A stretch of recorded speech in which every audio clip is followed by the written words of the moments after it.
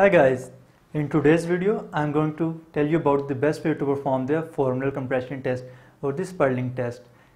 I'm physical therapist Danish Attique and you're watching Physioguides. Let's get started.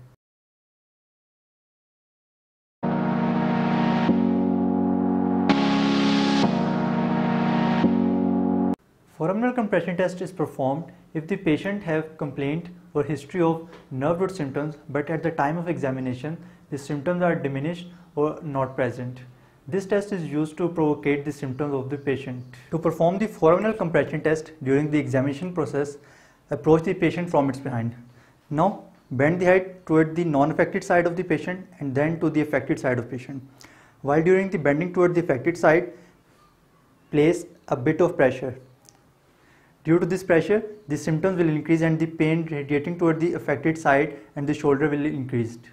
Bradley and colleague advocate doing this test in 3 steps. According to them, if the symptoms are provocative in first step, then you don't have to perform the second one. According to them, the first step is head in neutral position and then apply the force. Second step is extension and then apply the force. In third step, extension and then rotation to the non-affected side and then apply the force, and then extension and rotation to the affected side and then apply the force. This whole test is known as Spurling compression test. I hope you get the best way to perform the Spurling test or the forearm compression test. I hope you like my video. If you like, then don't forget to subscribe, like and share the channel. See you in another video. Bye.